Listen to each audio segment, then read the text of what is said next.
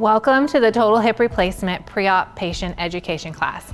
My name is Sarah Hewitt, a nurse and your care coordinator. I will be joined later by Dee Dee Decker, one of our occupational therapists. Patient and visitor information. We ask that visitors who enter the hospital are cold or flu-like symptom-free. Our main entrance doors open at 5 a.m. and close at 8 p.m. That being said, with your surgery, if you need to be here early in the morning, rest assured the main entrance doors will be open.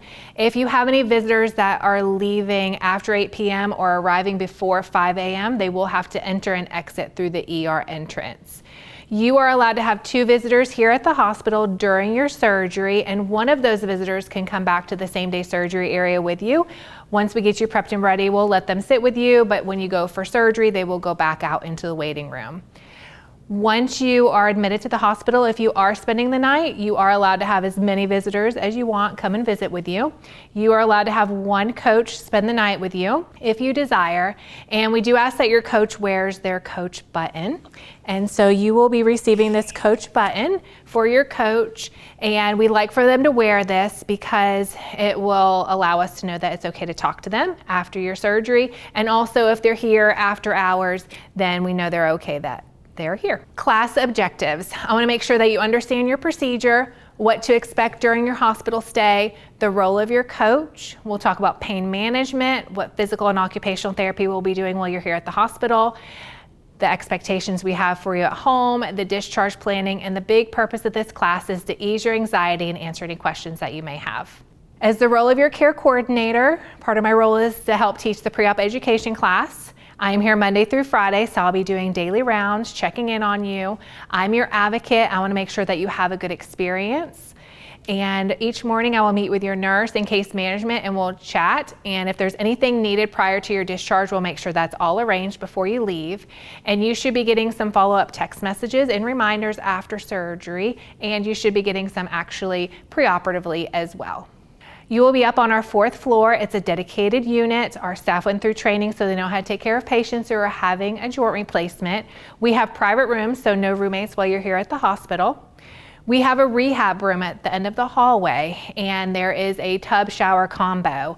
Our occupational therapists like for you to have a shower bench. What's nice about the shower bench is you can sit on the outside, swing your legs over, scoot in, and then stand up. It also gives you a place to sit for your shower because you may not have the endurance to stand up for your entire shower. If you have any stairs at home, we have a practice set of 4 steps that we will practice with you before you leave the hospital. So why do you need a joint replacement? Why do you need that hip replacement? Your poor hip is worn out, it's bone on bone, it's painful. You can't do the things you want to do, you're having a lot of swelling. So our goal is for you to have a healthier and fulfilling lifestyle. Some of your surgeons will use a robotic arm-assisted joint replacement device. This depends on your surgeon. Not all surgeons will use this. Your surgeon will let you know if they use this. What it does is it lines the surgeon up to help make those precise cuts on the joints in a predefined area. You will have a CT scan prior to your surgery to map out your joints. And in addition to your main incision, you may have a small little incision in addition to that main incision, and that's where the little robotic tracker, the little sensor goes, so the machine robot knows where your hip is. For the hip replacement, the hip is a ball and socket joint. And what the surgeon will do is they will cut off the ball and resurface the socket. This is what it will look like. This is your femur. This is that big bone. And they will cut off the ball and they'll put a new one in. As you can see in the picture, there is a stem that goes down into the femur and that gives a good anchor for it. The ball is either ceramic or metal, depends on you and your surgeon, and they will line your socket with a metal cup and a plastic insert. And that plastic insert acts kind of like your cartilage and allows those 2 surfaces to slide nice and smoothly along each other. A lot of times that socket will also be screwed into the pelvic bone, and so you can see that as well in the slide. Risk factors with having a joint replacement are blood clots and pulmonary embolisms. We're going to go into those in more detail.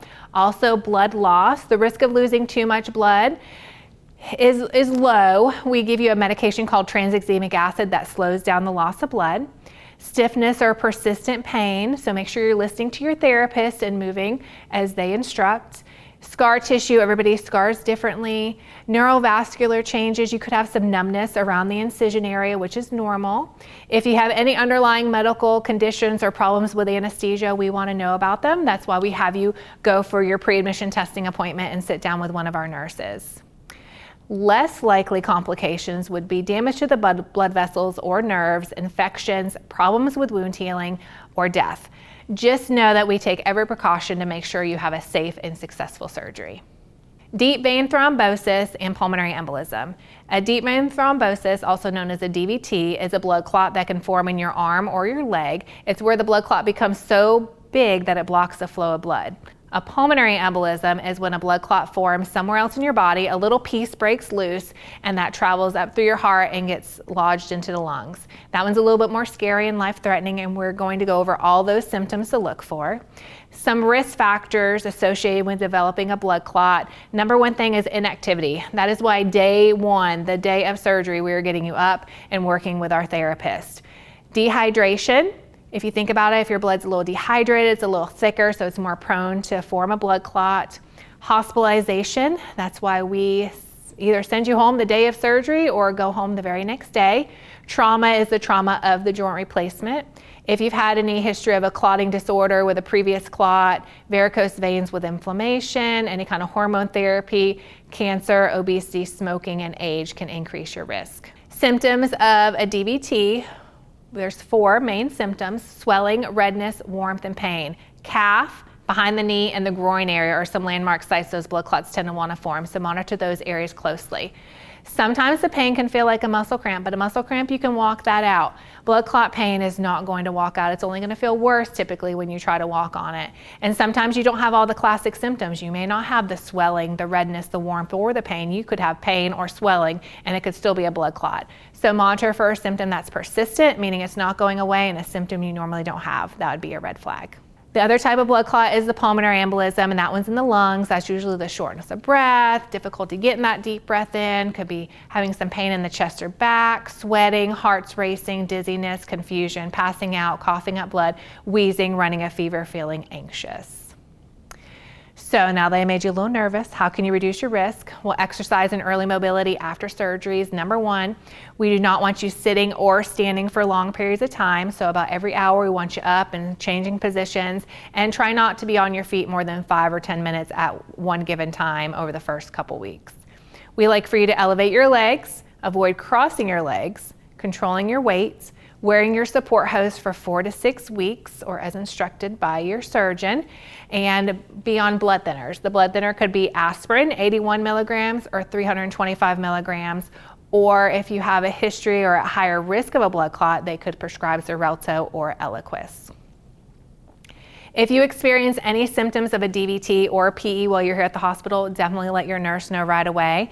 If you get home and you're having those symptoms of a pulmonary embolism, the PE, you're calling 911 or whatever the quickest route to the hospital is.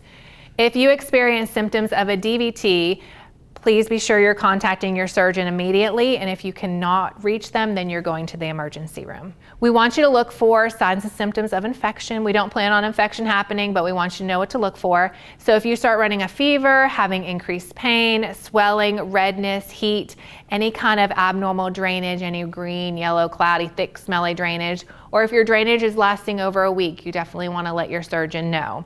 Make sure you wash your hands before touching your incision. We do not want your pets to lay near your incision or lick your incision, so keep them away the best you can. If they sleep in the bed with you, we prefer them not to sleep in the bed, but if they do, put them at the foot of the bed, give them their own comforter, their own covers, and you just may want to change your bed sheets more frequently. We do want you to change your bed sheets at least once a week. Us as humans are covered with bacteria and we're constantly shedding those skin cells, so once a week we would like you to put fresh bed sheets on the bed until you are completely healed. Some pre-surgical preparations and lifestyle changes. Joint education class, you guys can check that one off the list. Pre-admission testing, You will be going to pre-admission testing 2 to 3 weeks prior to your surgery.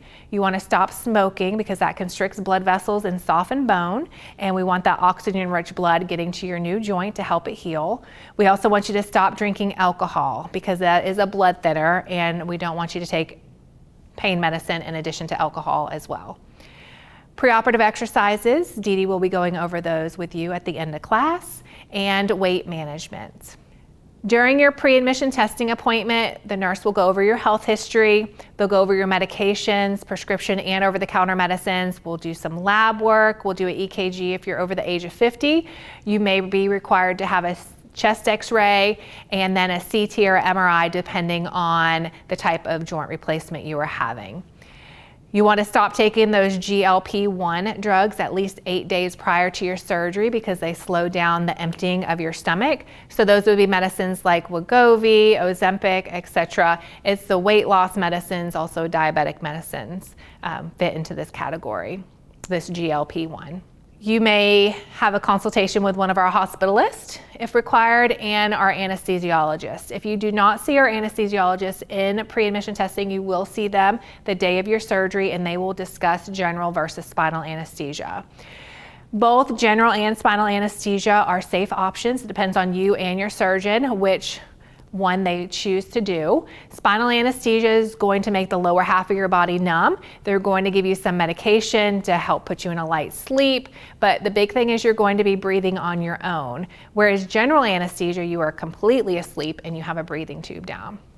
Some benefits of the spinal anesthesia is you will wake up quicker in the recovery room, less risk of nausea and vomiting, decreased risk of bleeding with a decreased risk of needing a blood transfusion, improved post-operative pain control, decreased risk of a DVT or a PE. Some side effects that you could experience with spinal anesthesia is difficulty urinating or incontinence. Because they numb the lower half of your body, you can't feel that you need to urinate, so we will be putting a brief on you. Short-term back pain, where they do the injection of the spinal anesthesia, you could have a little bit of pain back there. And on a rarer side is a spinal headache. What happens is there's a little puncture site where the anesthesia goes and it should seal up, but sometimes there's a delay in that sealing. So when you